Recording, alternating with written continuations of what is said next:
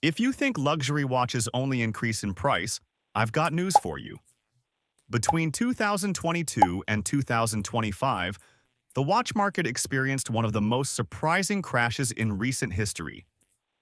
Rolex, Patek Philippe, Audemars Piguet, Richard Mille, brands that seemed untouchable, have lost tens and even hundreds of thousands of euros. Today, I will show you what happened, why prices plummeted, and what this means for true watch enthusiasts. Stay until the end, because what is coming could change your way of seeing this world forever. Let's go! What happened in 2022? 2022 was the peak of a true speculative bubble in the luxury watch market. We are not talking about a passing fad, but a global phenomenon where watches literally became alternative investment assets. It all started after the pandemic. The world had changed, and with it, the behavior of money. Interest rates were at historic lows and there was excess liquidity in the market. Many people had money available, less travel, fewer expenses, and a greater desire to invest in something tangible, exclusive, and secure. It was the perfect moment for so-called flippers, professional or amateur resellers who bought watches not to wear them, but to resell them immediately for a large profit.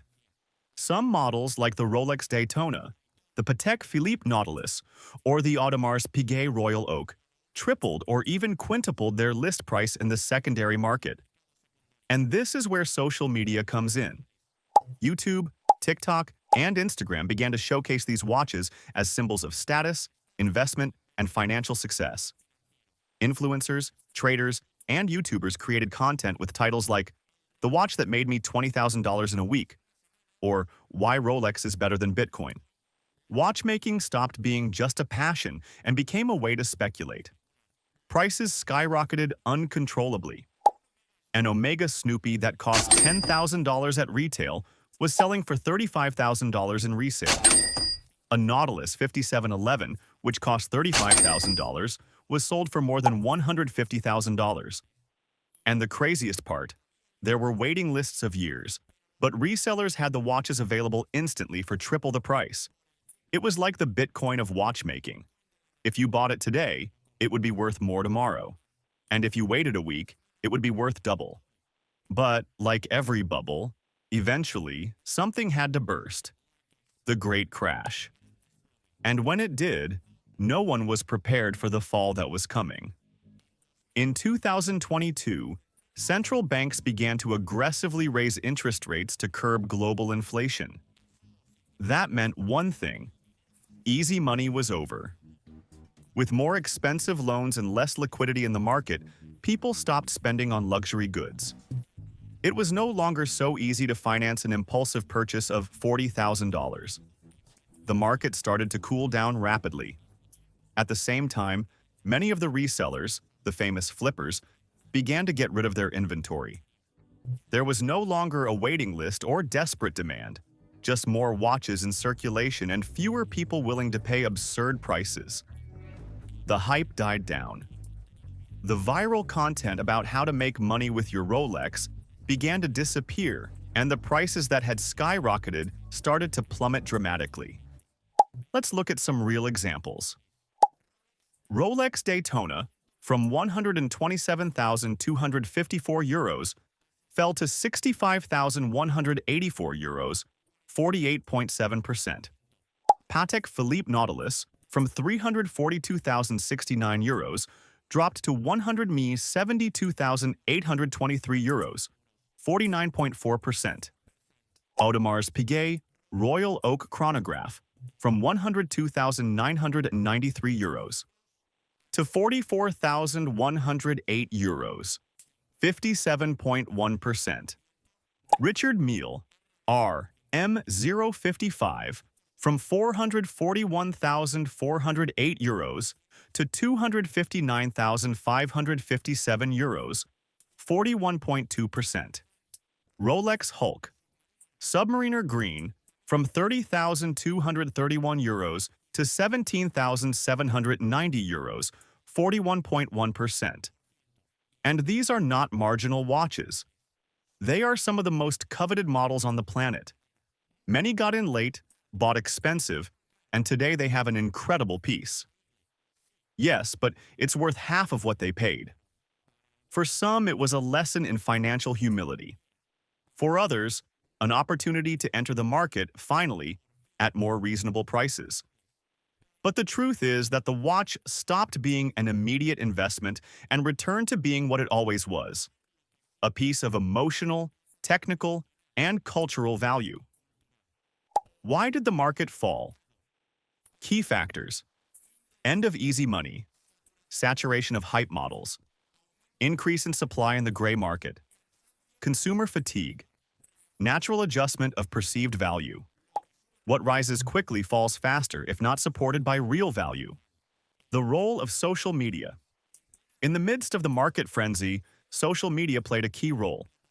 Platforms like Instagram, TikTok, and YouTube Shorts were filled with clips showing watches as if they were status trophies.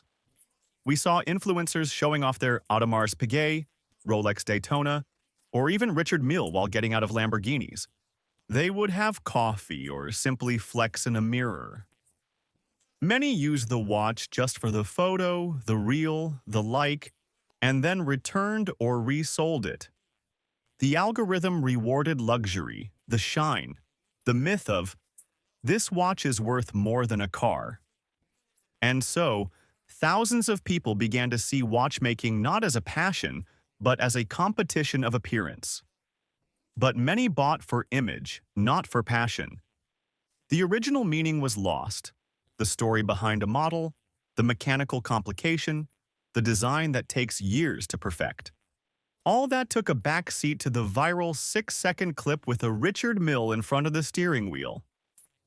And here I want to speak directly to you, the one watching this video. A true enthusiast doesn't buy a watch for its resale, doesn't need likes or approval. Buy a watch because you know what you're wearing on your wrist, because you recognize the value behind the name, the work behind the caliber, and the emotion behind the TikTok. And if you also feel that, then this channel is for you. And now, in 2025, a new scenario. After the collapse of the speculative bubble, the market has changed. Today, in 2025, we are seeing a new scenario, more mature, more aware, and much more connected with the real essence of watchmaking. Less hype, more passion. Authentic collecting is making a strong comeback. It's no longer about buying the most expensive or what appears in all the reels. It's about seeking pieces with soul, with history, with true mechanical quality. Brands with horological tradition are experiencing a renaissance. Cartier, with its timeless designs like the Tank or the Santos. Vacheron Constantin, the oldest watchmaking house still in operation with a tremendous heritage and exquisite finishes. Grand Seiko, which is gaining ground outside Japan with spectacular calibers, handcrafted finishes, and a philosophy very different from the Swiss. Hype doesn't matter as much anymore. It's about the legacy.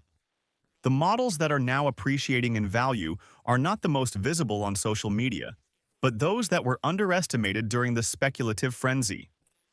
Well-preserved vintage watches, discontinued models with technical value, designs with character, not marketing.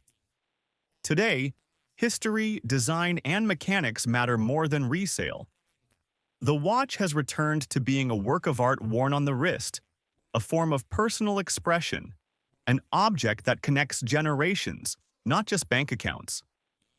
And that is very good news for true enthusiasts. What lessons does this leave us? After witnessing this entire journey, the bubble, the hype, the fall, and the new awakening, one thing is clear. Watchmaking is not a trend. It is a passion. And like every true passion, it is cultivated with time, with learning, and with respect. Do not buy because of fashion, not because you saw it on Instagram or because an influencer said it's the new Rolex killer. Buy because the piece conveys something to you, because you understand its history, its design, its purpose. Study, learn, appreciate, read, research, speak with other enthusiasts. There is nothing more satisfying than knowing what you have on your wrist and why. Look for pieces with soul. not just with hype. There are watches that nobody shows off on social media, but they tell incredible stories. Sometimes, the most valuable things are not the most visible. And remember, the true value of a watch is not in its price, but in what it means to you.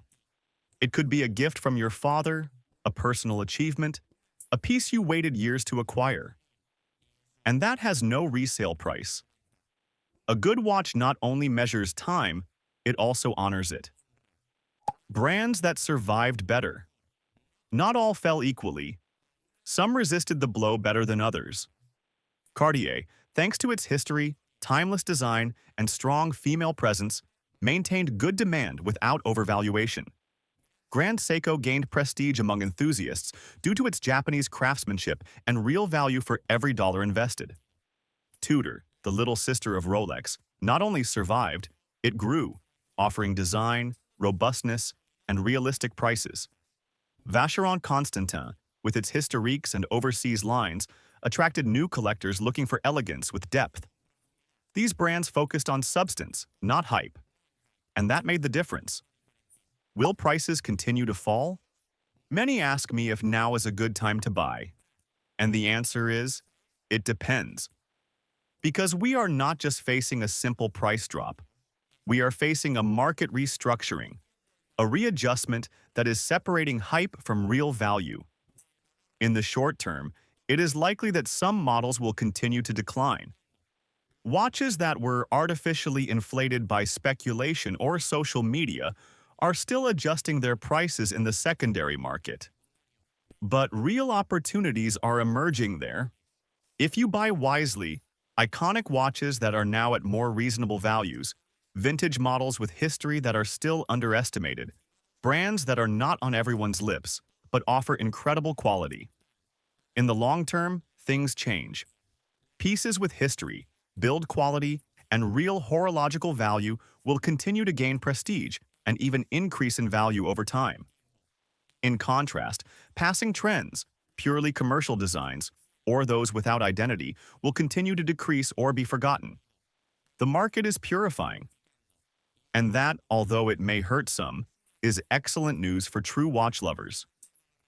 Because now it's not just about who has the most expensive one, but about who truly understands what they are wearing on their wrist. And that shift in mindset is what will define the future of watchmaking. Watches that today have great potential.